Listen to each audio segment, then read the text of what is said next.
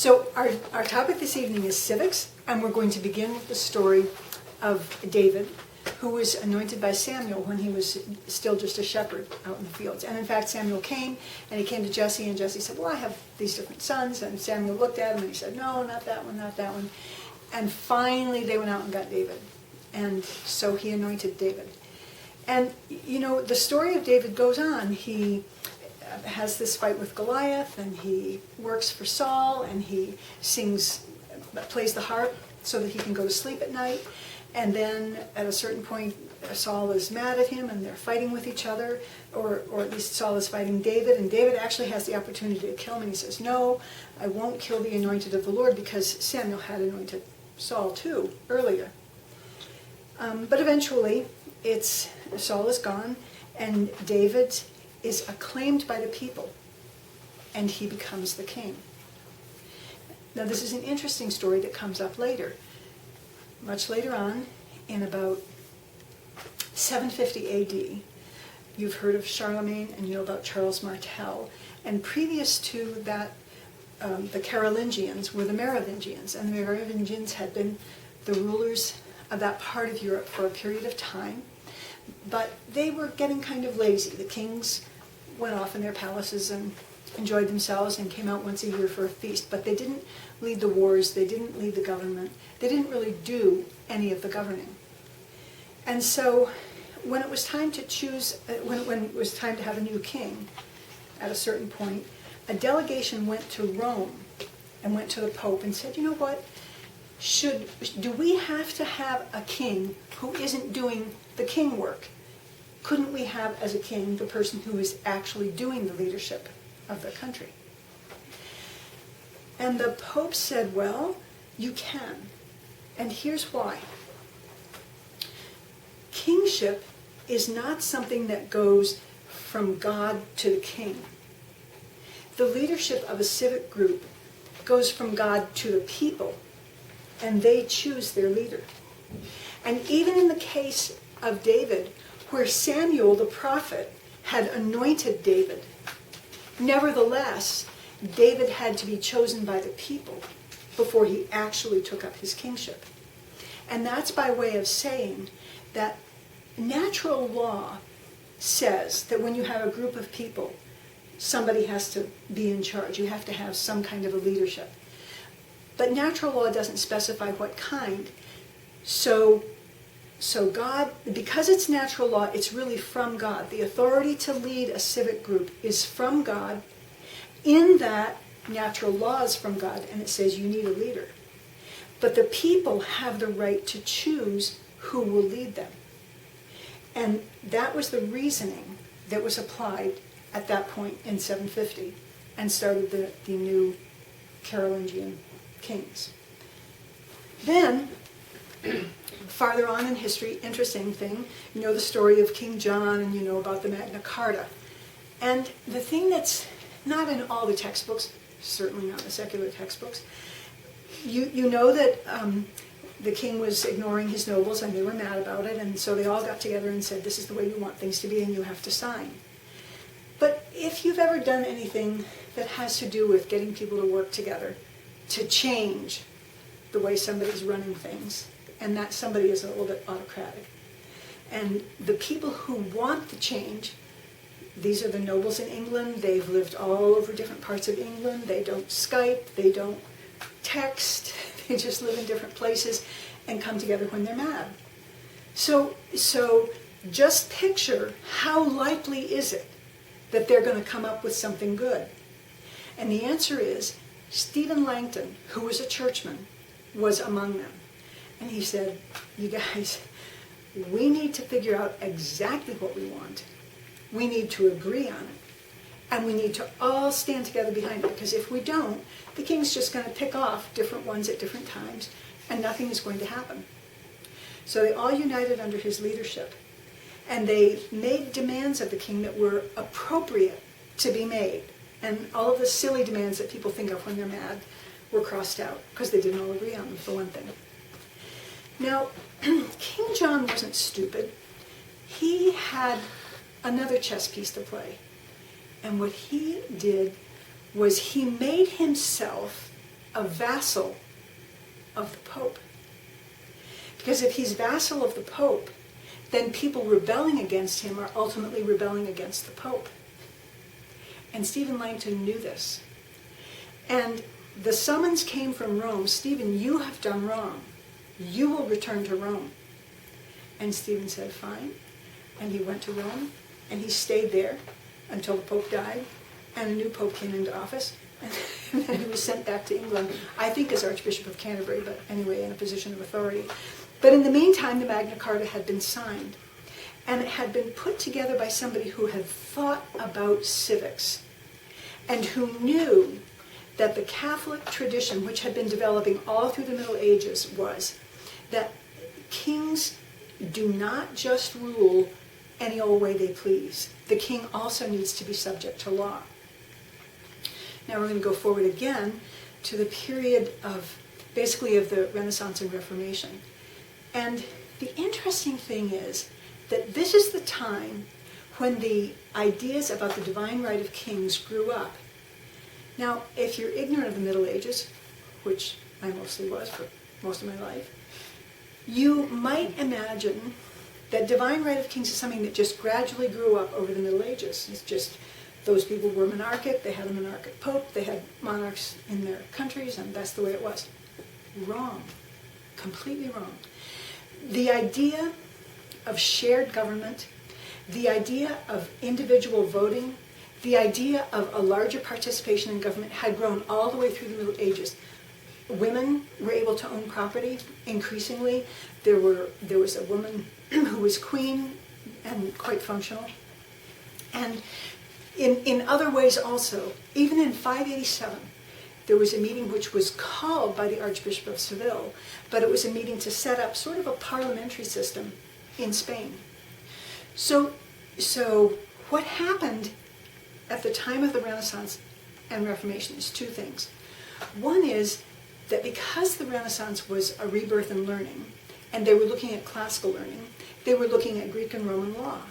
And in Greek and Roman law, women didn't have the vote, and the lower classes didn't have the vote.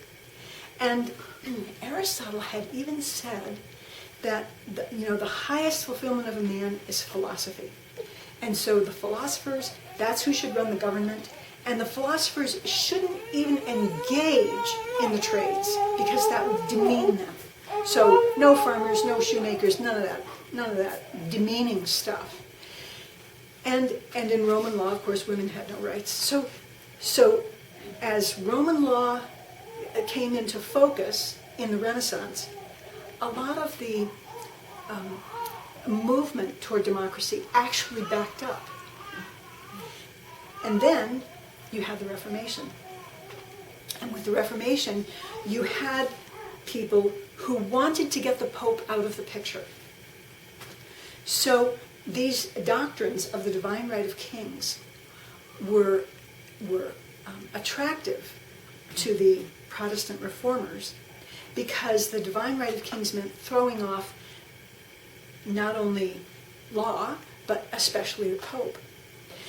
But the interesting thing is that they threw off the Pope. They said that their right to rule came directly from God. And the Protestant reformers cooperated with the whole thing and said, you know what? The king rules by divine right. And if you rebel against the king, that's wrong, period. Even if his laws are unjust, you just have to be patient about it.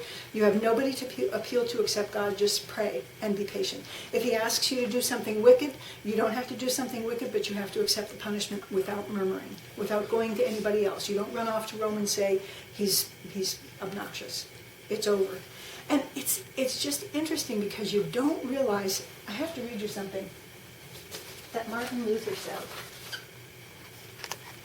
Of the princely power then rapidly rising, rulers, wrote Luther, are to drive, beat, choke, hang, bum, behead, break upon the wheel the vulgar masses.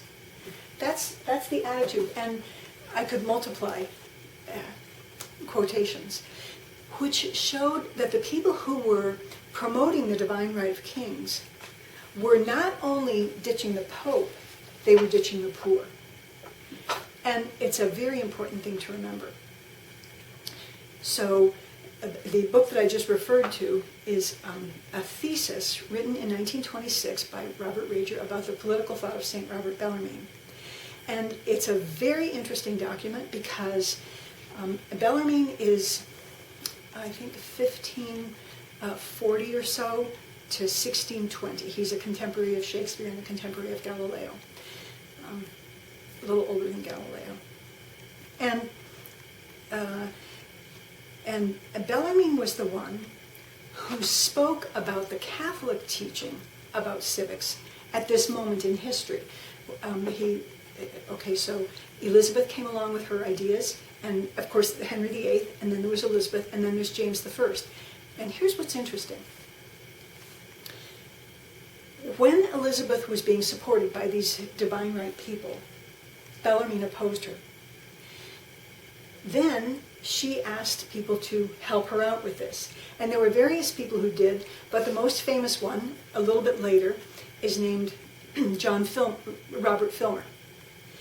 So Robert Filmer opposed what Bellarmine had said. Time went on. And the people who opposed Robert Filmer were John Locke and Algernon Sidney.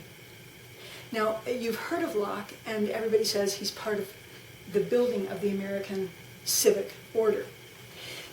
And Algernon Sidney was extremely famous at the time of the American founding. He's not as well known now. But both of them were on the Bellarmine side of the question. Do you see what I'm saying? Of course, they weren't Catholics, so they didn't say, as Bellarmine said. But they were opposing Filmer, and Filmer had quoted Bellarmine in his work and said, this is what those dumb Jesuits say, and here's my refutation. And then they would refute that. They were perfectly aware that Bellarmine existed. And it's just interesting because although they didn't adopt all of Bellarmine's thought, they adopted a substantial amount of it, and he really had made a contribution to the American founding. And that's really what Rager is wanting to say, is just to understand.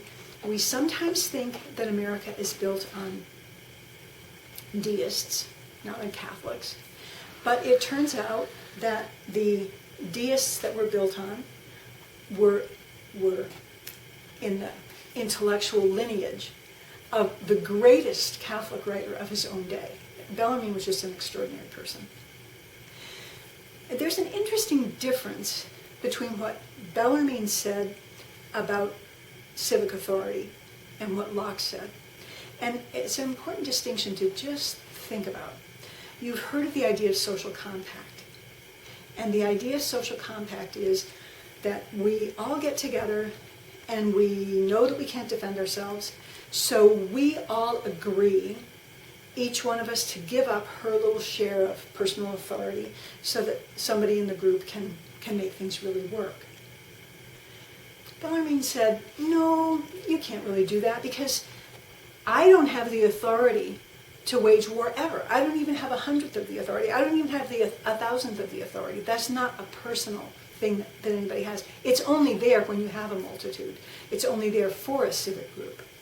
So it comes into existence because there's a civic group, and the civic group has that authority because of natural law. So Bellarmine, and this is really the Catholic teaching, is that the authority to rule comes from God to the multitude, and they invest it where they choose. And they can choose a king, and they can choose a president, and they can have elections every week or every 10 years. That's up to them. But there has to be that civil ruler. When you say that it's a compact, then I'm saying I give up some of my authority to the group. And then after a while I say, you know what, I don't really like the way you're running things. I think I'm going to take it back. And that's really what the French Revolution was. It's, if I give the authority, I can take it back. And by setting things up that way, you have that vulnerability where the right to rule comes from the group and not from God, and therefore it doesn't command any religious loyalty.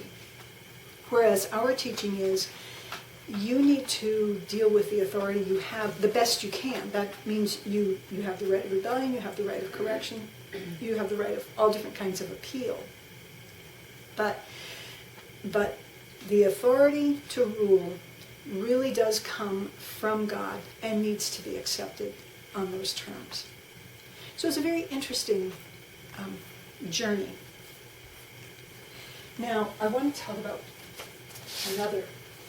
So that's the outline of what I wanted to say, that the Catholic idea of democracy is an idea that comes right out of the thinking that goes all the way through the Middle Ages and develops like that.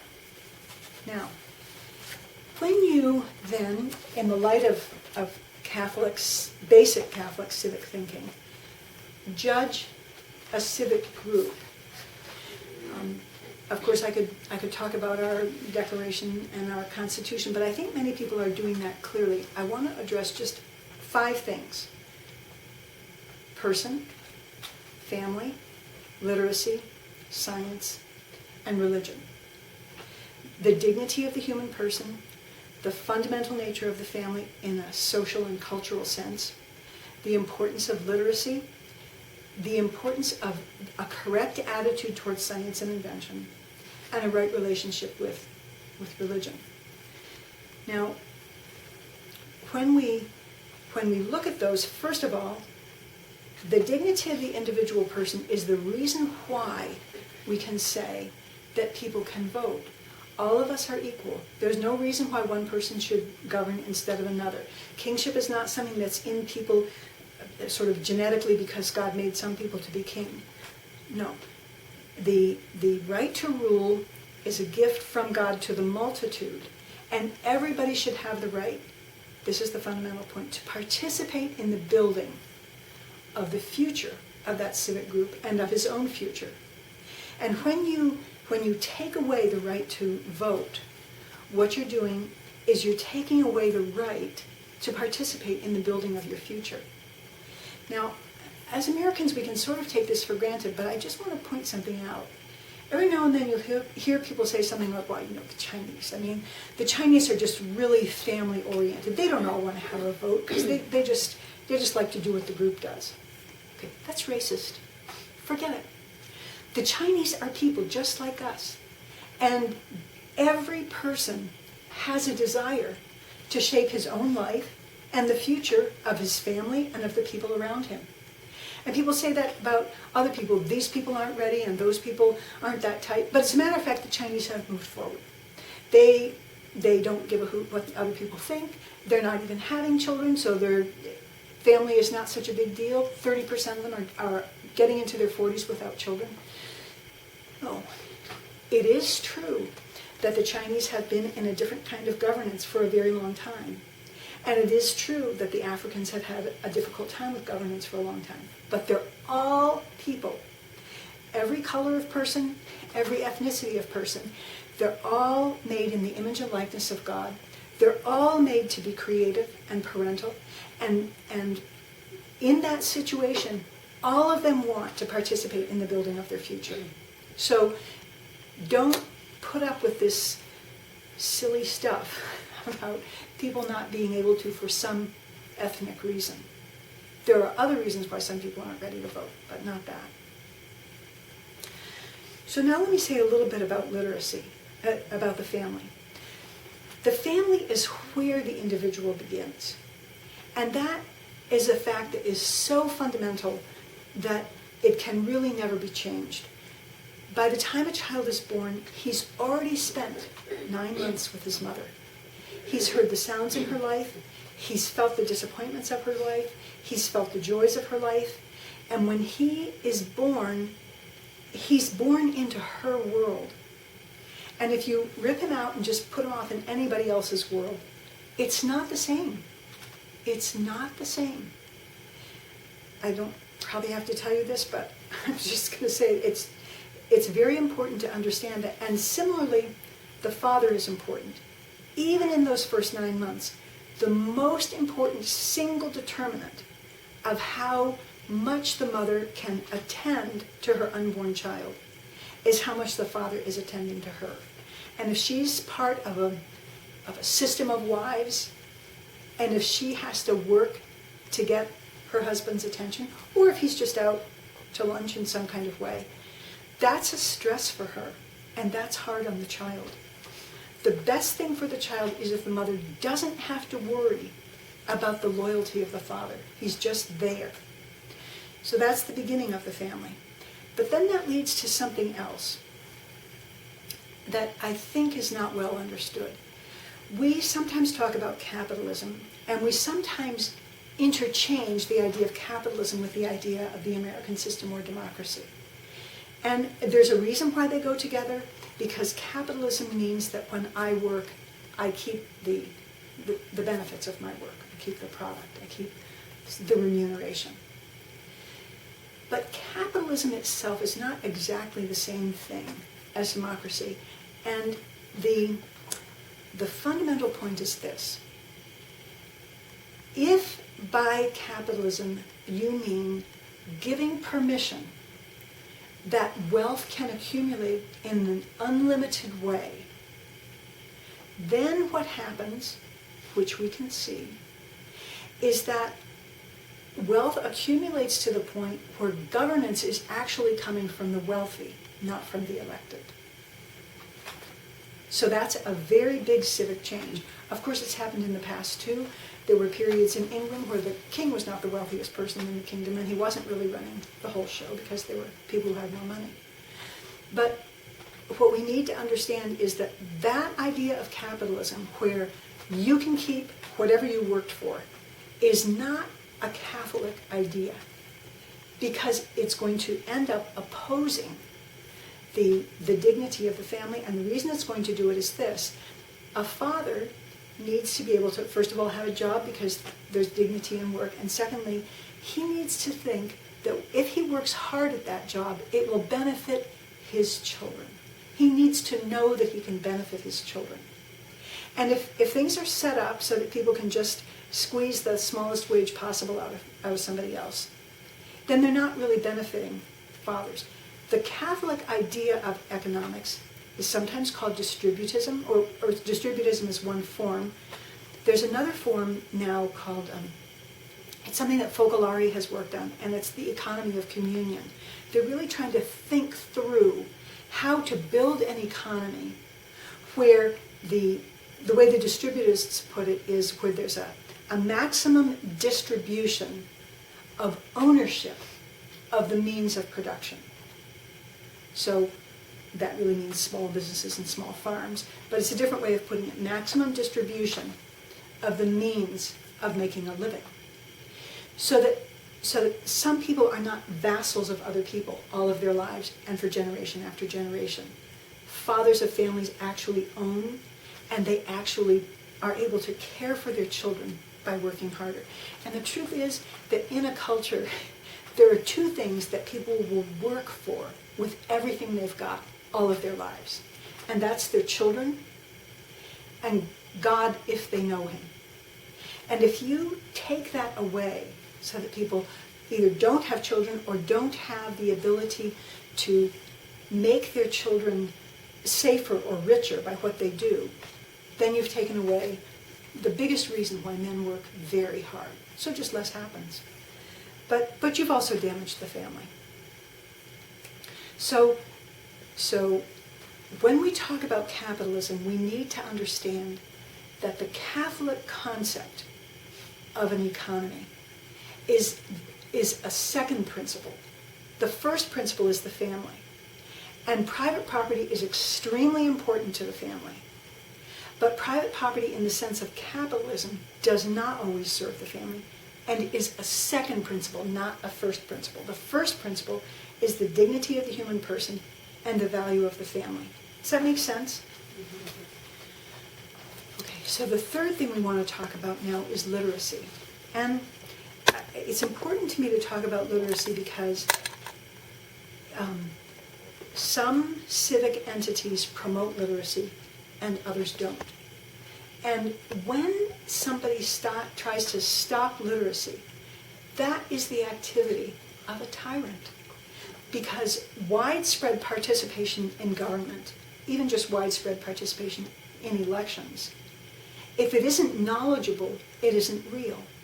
When a political party goes out to the reservations here in South Dakota and pays a bunch of the men on the reservations and the women $10 a piece to get in the bus and go to the voting place and vote for who I say, they're treating those voters like a commodity.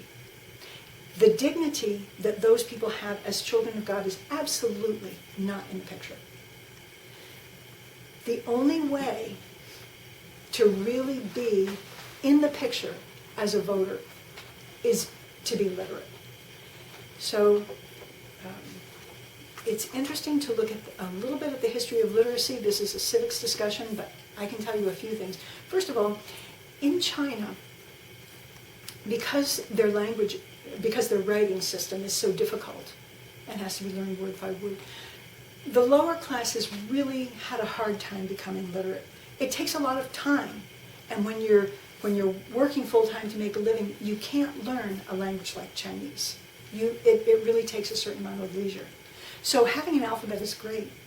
But somehow, in this country, where it's, 60 years ago, or 70 years ago, that somebody wrote, "Why Johnny Can't Read?" And it's because phonics wasn't being taught in the schools, and it could have been fixed in 5 years. But here we are, still with literacy dropping. It doesn't need to be that way. It could be fixed. We have a Department of Education. The information is out there. Why can't everybody read?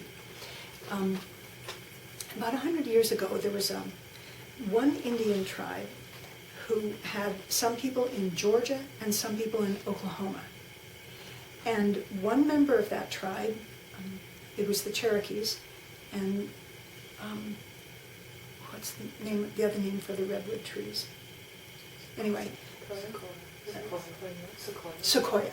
And Sequoia understood what writing was, and he invented an alphabet for his people. And at first it was, oh, you can read because you're white, because his mother was white or whatever. And then somebody said, okay, we'll just do a trial. And they took a dozen braves and had them all learn how to write. And then they realized they really could write, they really could read, you really could communicate by sending these pieces of paper around.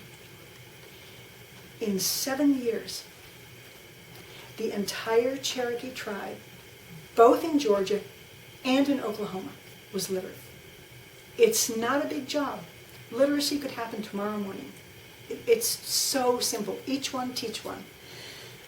But somewhere, there's a lack of will. And we need to be aware of that and confront it the best we can. But the first thing is to be aware of it. You have to have literacy in order to have this broad participation in government. The next thing that's important to understand is something about science. We're dealing now with some people whose attitude towards development is, the environment. We really have to take care of the environment. Well, this is not a new idea. Lao Tse and Confucius had the same fight. Lao Tse was this, sit down and enjoy nature. Don't touch it, don't change it. Don't chain up the rivers with bridges. And Confucius was the one who was saying, you need to do what's reasonable. And think about it yourself. When you have a river that you can't always cross, and something goes wrong and the doctor's on the other side of the river, why does it have to be that way? It's not going to hurt the river to have a bridge across it. It's fine to think about making it beautiful. That's valuable.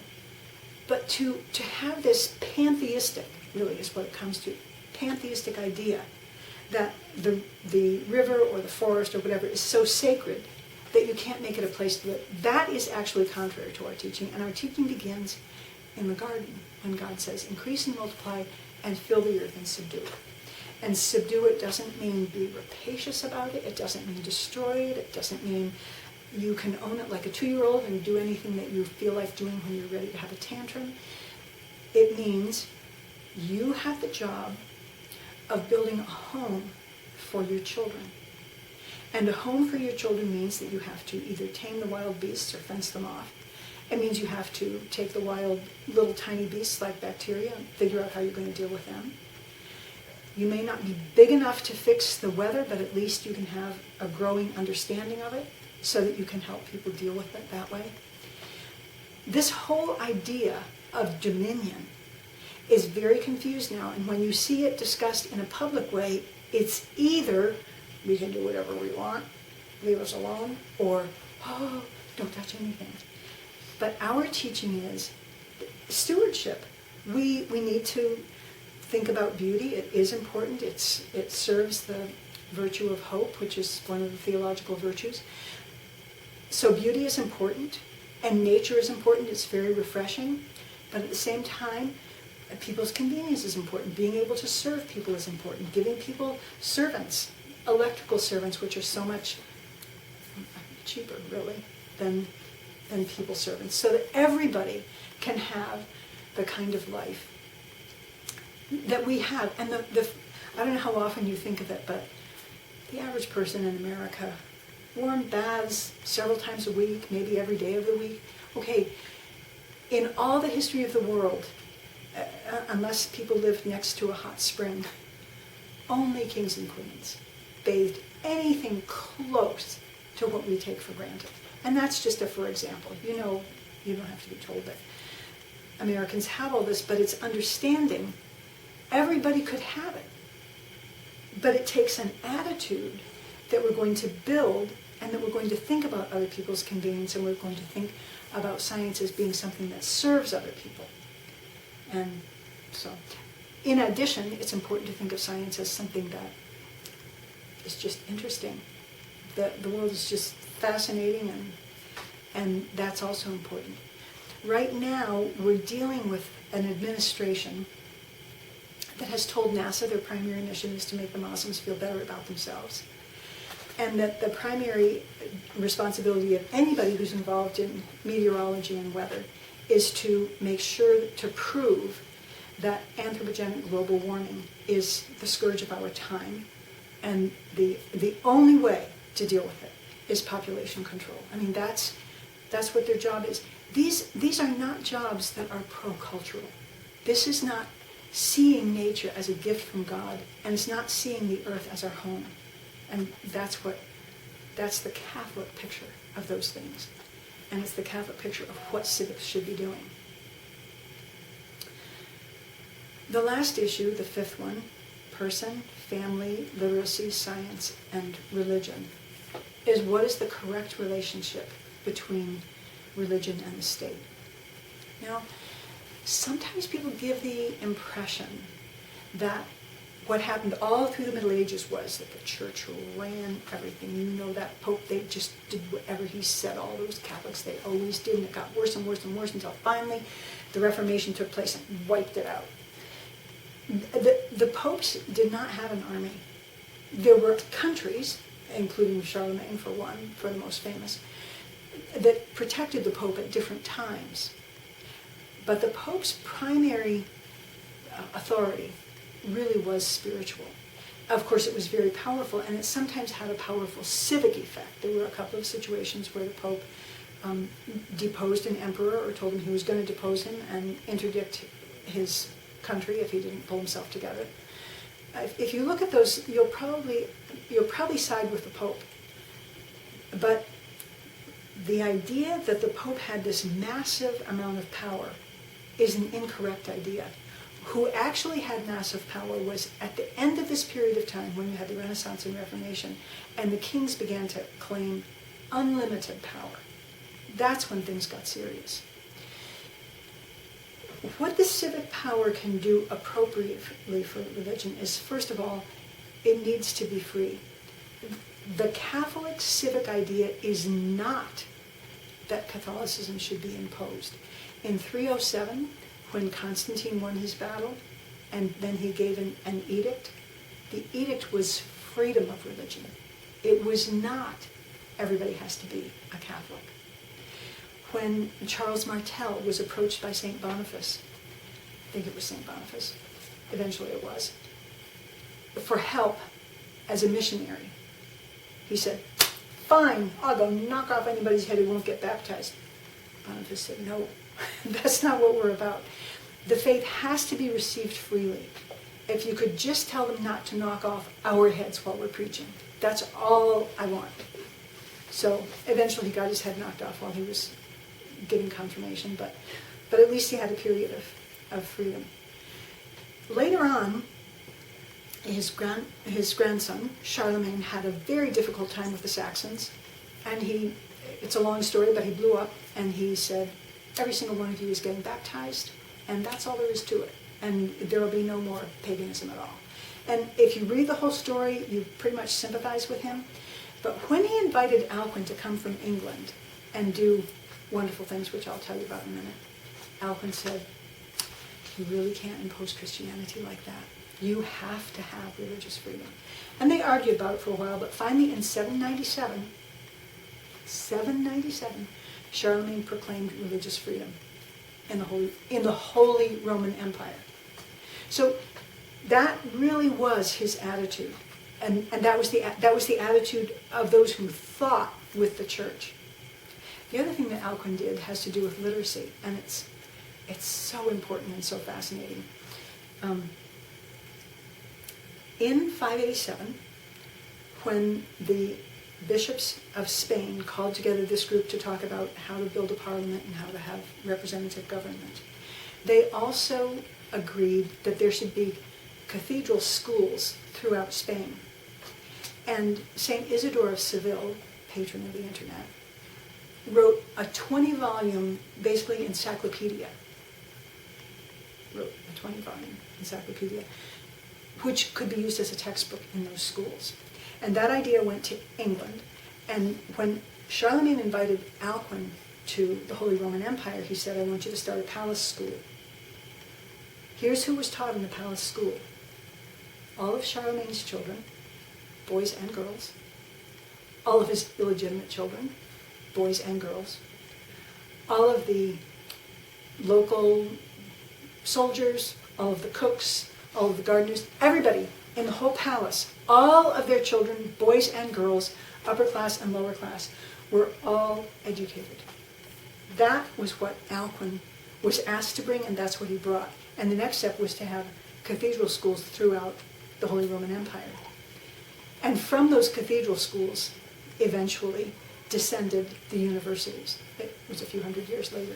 But just to understand, literacy was so important. And the promotion of literacy is something that you see all the way through the history of the church.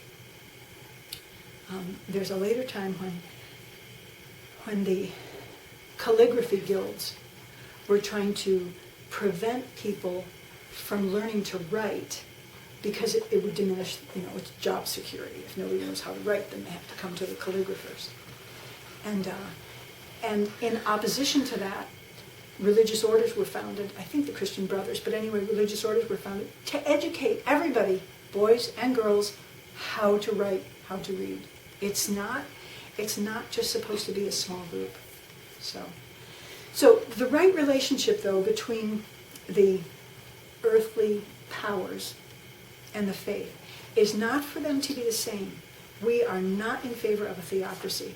It's extremely dangerous, and it's extremely dangerous for the very simple reason that if the material and political power is telling you how to govern your conscience, then what are you responding to?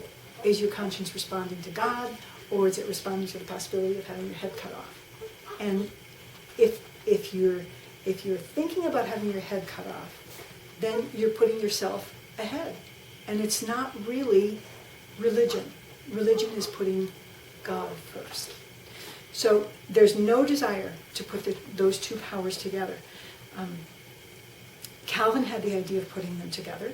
And of course, sounds like the same word, but a very different one. The Caliphate has the idea of a theocracy, of putting the religious and spiritual power into a single person. And there have been actually several times in Islamic history when Islamic thinkers have said, the Caliphate really isn't a good idea. And they've, one of them had all of his books burned in the town square and was run out of town, and I don't remember what happened to the other one, but nobody latched on to that idea. It was rejected. So just think about the importance of We want religious freedom, but we don't want a theocracy. And so I think now something that I was going to say just slipped my mind. But, well, do you have any questions? I'll see if. Making it, there was suggestion in the news about making voting instead of a right, a responsibility or a law. Mm-hmm. And how would that fall into? You know, the situation that we're in right now, actually in Brazil, it is a law. You have to vote. It's just a requirement. It's a civic requirement. The purpose of the vote of that law at this moment in history, when there have been years and years and years of working against literacy, is to take people of minimum information and just get them to the polls. And the problem in our situation right now is that how people vote is not a function of what they've thought about with the last books and newspapers and magazines and blogs that they've read. It's actually a function of who makes the most noise. And that actually is a financial function. Obviously, if I owned the newspaper, it would have different things on the front page. So it's a little bit despicable, not in itself, but in the situation where literacy is still not being promoted, and where the age at which you can vote has been moved lower and lower so that it will land in the time when you're still in school and still under the authority of people who can grade you and mark you and penalize you for what you think, because that is happening in the schools. So it's a very difficult policy to oppose, because in principle we would be in favor of it, but the civic thing in order has to be comprehensive. You have to promote the dignity of the individual person, not the opportunity to drive him like cattle to a voting booth. You have to promote the family so that there's stability in people's lives. You have to promote literacy so that people have the ability to think outside of their immediate situation. So, anything else? I'm just going to see if there's anything else on here. Oh, I'm hoping that you will take the time at some point to read The Political Philosophy of St.Robert Bellarmine. It's the essay that I talked about, and I will post it on my website, but it will just give you an amazing introduction to the depth of Catholic thinking, which is very difficult to find right now. We are so involved in immediate political questions that we're not looking at the big picture, and that's hurtful.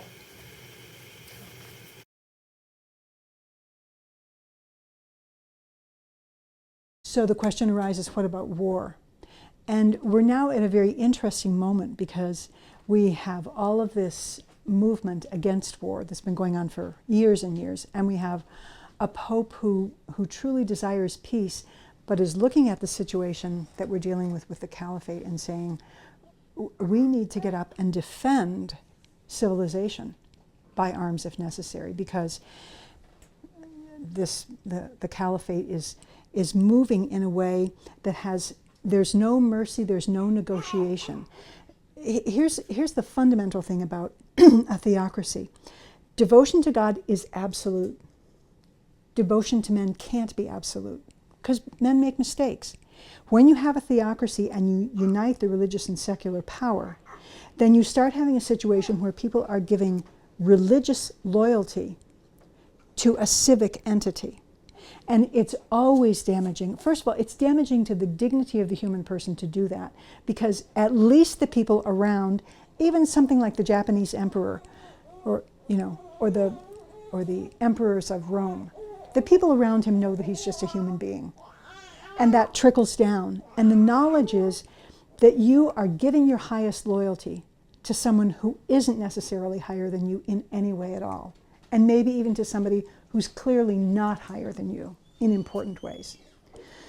But what we're dealing with now is going to have to resurrect a very clear discussion about just war. And some people are saying, well, you can't ever know when a war is just. It's hard to know everything, and the church specifically teaches that you do not sin by participating in the wars of your country in a situation where it's not clear to you that what's being done is wrong. So the church is not in that sense opposed to war. But the just war teachings are quite explicit, and they go all the way back to St. Augustine, if not farther. So it's not like somebody just thought this up yesterday. First of all, war has to be declared by an entity with the authority to do it. You can't just say, well, I think we should have a war. No. If the President of the United States doesn't declare war, then the United States is not at war. If the President of France doesn't declare war, France is not at war, and so forth. You can't, this is not a right that everybody has 1,000th of or 1,000,000th of. It's a right that only belongs to the supreme civil authority. Secondly, the war has to be about something that's serious. The war that I think Richard the Lionhearted had because one of his vassals had dug up a treasure in a field, and it was old Roman coins, and he said, well, it's my field, so the treasure's mine, so let's go have a war about it. No, that is not a just war. You are risking people's lives. People die over this. The war has to be about something very serious. Third, there has to be a serious effort to limit the casualties. You just don't say, well, we're at war, I'm mad, I'm just going to knock down everybody in sight. Of course, there are people who do fight that way. But the Christian teaching about war is that you minimize the casualties in every way that you can. At the end of our Second World War, there was an interesting episode that my father was involved in. When we got to the end of the war, we knew we could make a bomb, and we knew we could make it big. And the question was, how big can we make the bomb? Or should we make the maps better?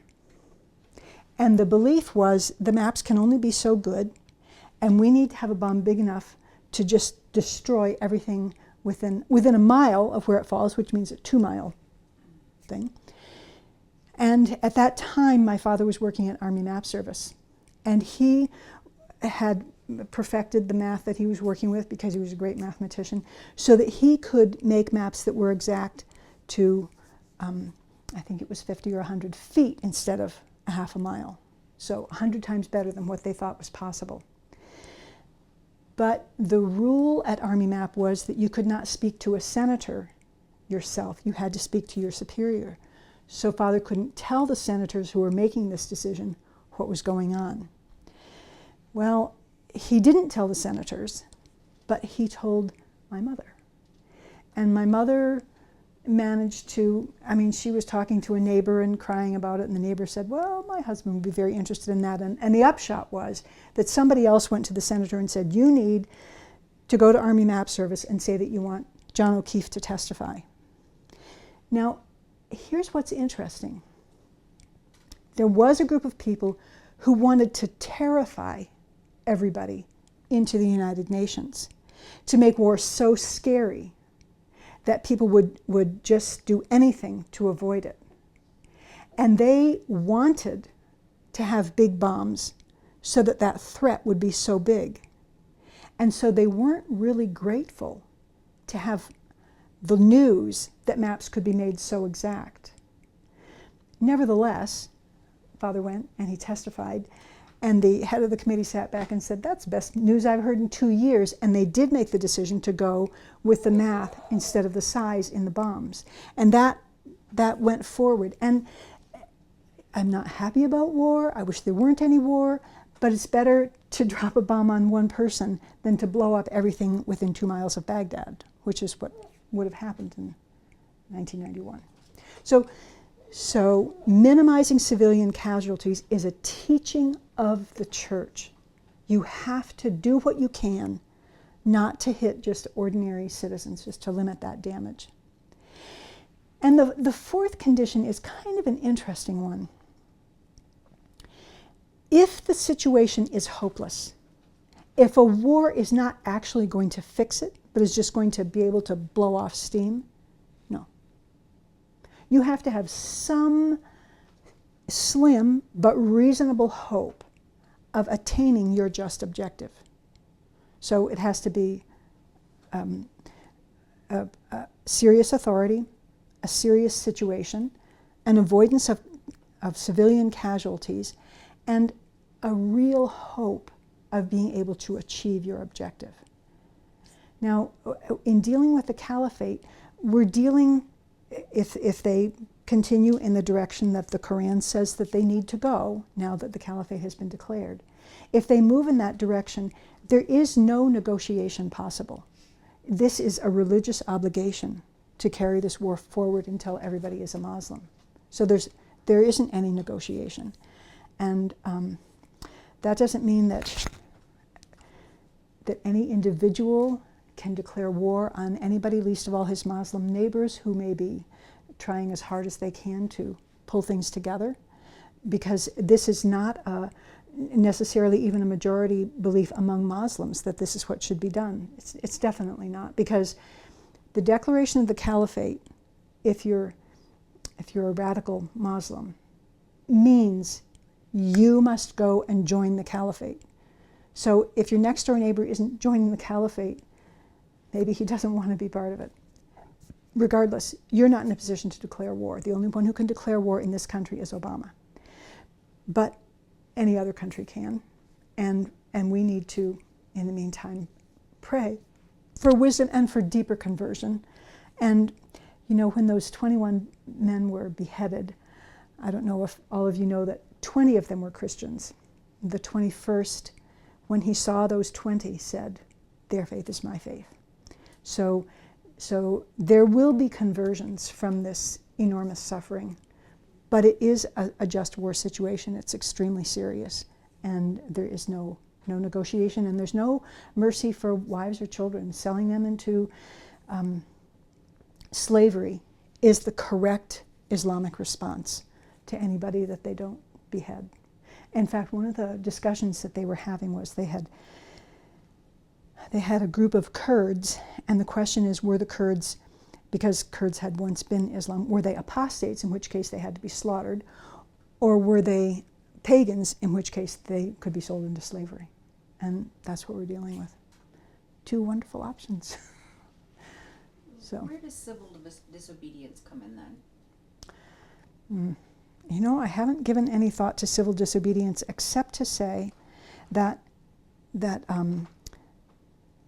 when a law is unjust, oh yes, I should have said this. Okay, there is a long teaching and a very explicit Catholic teaching about unjust laws, and the teaching is that an unjust law is not a law. So you may want to obey the law because it makes things smooth, but an unjust law is not a law. And if the point comes where you need to, then you have the right to do it. Then you have the right to not obey a law. You might even have an obligation not to obey a law. Clearly, think of the abortion clinic. At this point, the law is that you can't stand in front of the clinic. But soon enough, if we don't protest, the law will be that you have to send your daughter to the clinic. That's the way it is in China. If you're pregnant, you have to go and get an abortion. And if you don't go get it, they'll just come get you. So we need to be attentive. So, and I didn't set myself up to talk about all the conditions for a just law, but the first one is it has to be for the common good, and it has to not promote wickedness. And this stuff seems so simple, but we are getting laws now which are directly promoting wickedness, and we are not bound by them. So, in conscience. Thank you.